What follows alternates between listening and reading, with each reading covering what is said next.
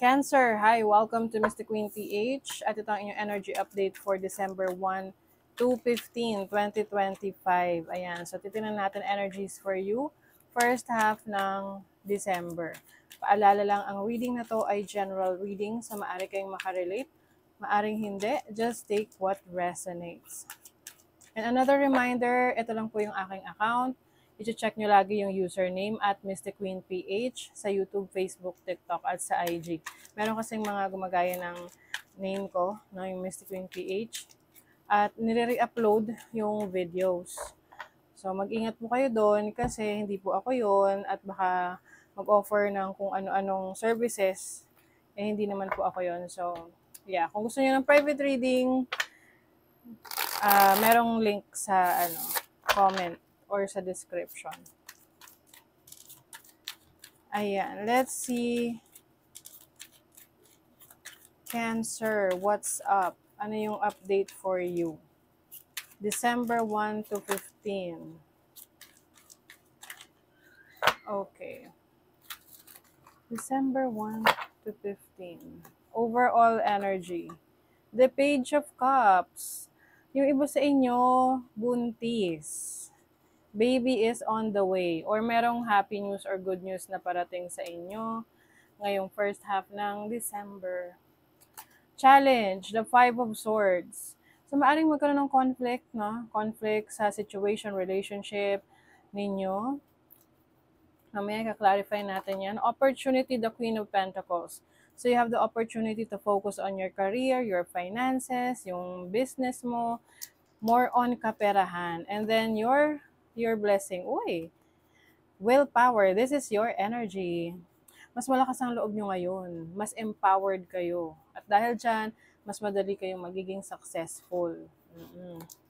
So, bottom of the deck is the Three of Cups. So, there is a celebration coming in. So, pwede yung iba sa inyo, sa family, may mga achievements, or ikaw mismo may na-achieve ka ngayong year-end. Some of you merong reunion, mga happy times together with your loved ones, and also mga friends ninyo. Ayan. You have Three of Pentacles. So this is about collaboration, working with others. So yung iba sa inyo, maaring meron kayong makakatuwang sa buhay, pwedeng romantic partner, business partner, or kasama nyo sa project nyo, collaboration, na tutulong sa inyo sa pagpapaunlad ng inyong finances. This is about teamwork, group work. Ayan. You have the Four of Cups and then the Queen of Cups. Some of you, Cancer, I feel like may mga times na gusto nyong mapag-isa. Yung tipong gusto nyo lang kumonect sa sarili nyo, mag-meditate, at i-reassess yung situation mo, what you really want for your life moving forward. Lalo na matatapos na yung taon. So inisip mo, ano ng direction yung gusto mong tahakin after this year? Like, sineset mo na yung sarili mo, yung mood mo, yung goals mo, nagre-reassess ka na ng life mo, ng situation mo ngayon. You are definitely connecting to your instinct, your intuition, mas malakas yung sensitivity mo, no? Mas sensitive ka sa energy sa paligid mo, intentions ng mga tao sa'yo. You also have the Ten of Wands. So, meron kang hinahapit. Ibig sabihin, parang tinatapos mo talaga, no? Gusto mong matapos bago matapos ang taon. Gusto mo matapos yung trabaho mo. Pwede kasing pinagsasabay-sabay mo yan eh. Ito yung mga bagay na hindi mo inasikaso before. Tapos, bago matapos ang taon, talagang tatapusin mo. Finally, tatapusin mo naman. Okay. Yeah, so, itong Page of Cups energy, I feel like mas magiging kayo, focus rin sa inyong mga pangarap, no? May mga creative ideas kayo na gusto nyong i-pursue, gawin. Kaya lang, maaaring meron mga taong kumukontra sa mga plano ninyo, hindi kayo sinusuportahan, that might be creating conflict sa relationship, sa family, or even sa trabaho mo. However, pagdating naman sa iyong opportunity with the Queen of Pentacles here, magiging maayos yung pasok ng pera, mamamanage mo ng maayos yung pera, maaring mas marami ka ng learnings lessons na natutunan pagdating sa kaperahan mo. Some of you, ang isa sa isa-celebrate ninyo ay pagiging magaling sa work or sa business ninyo. Maaring you will be recognized. Meron kang pag-increase ng sweldo o kaya mapopromote ka sa trabaho. Kasi yun yung blessing mo, meron kang success coming in. Some of you, merong mga travels, no?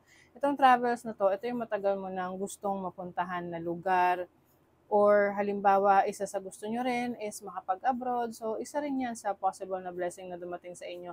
Meron din ditong blessing ng sasakyan. Oh, 'di ba?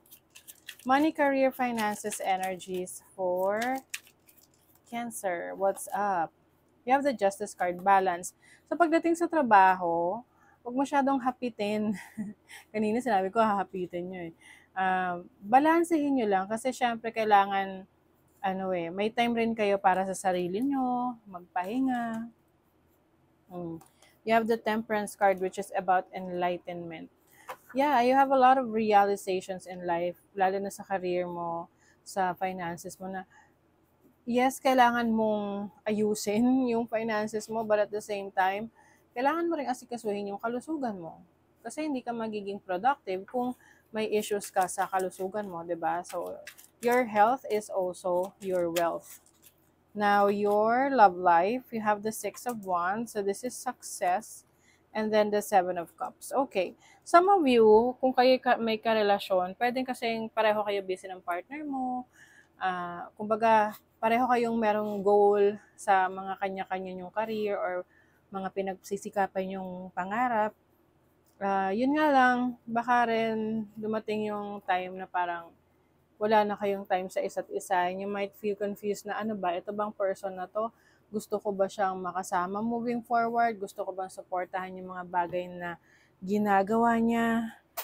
Ganon. Kasi minsan, no, kapag, lalo na kung ang partner natin hindi supportive sa gusto natin, doon nagsa-start yung conflict eh. Na parang mawawalan ka ng gana kasi feeling mo, mag-isa ka lang at wala kang partner.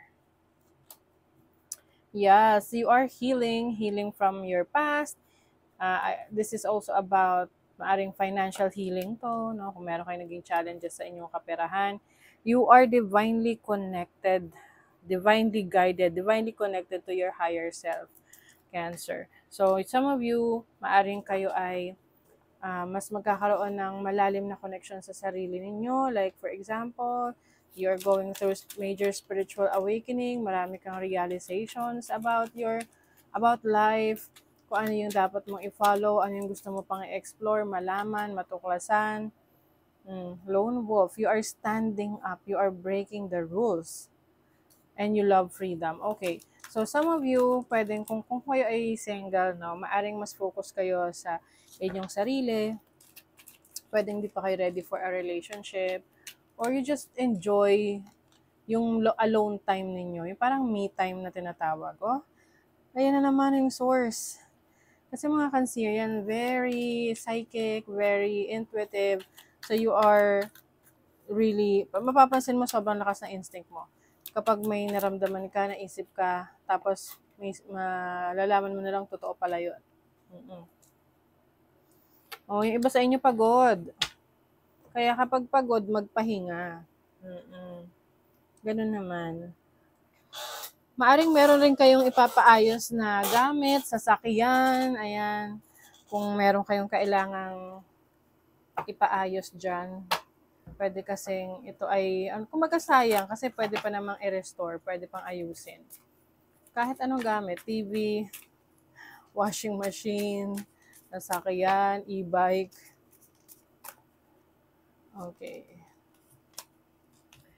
Profit through learning and observation. Uy, maganda to. So, some of you, pwedeng meron kayong training na aatenan ngayong first half ng December, or magkakaroon kayo ng sarili nyong research. Kasi ngayon naman, kahit saan pwede kang matuto. Meron na tayong access sa technology, sa computer, sa internet. So, it's much easier now to educate ourselves. Although, may mga time rin na kailangan rin natin ng may teacher, may mentor, may coach. Ayan. So, maaring yung iba sa inyo naman meron kayong expertise Yung expertise nyo na yon gagamitin nyo para kumita ng pera. Maaaring mag-share kayo ng knowledge ninyo, ng skills ninyo. Kayo yung teacher energy. Okay? Teacher, coach, trainer energy. Okay? So that is your reading, Cancer. Thank you so much. See you again.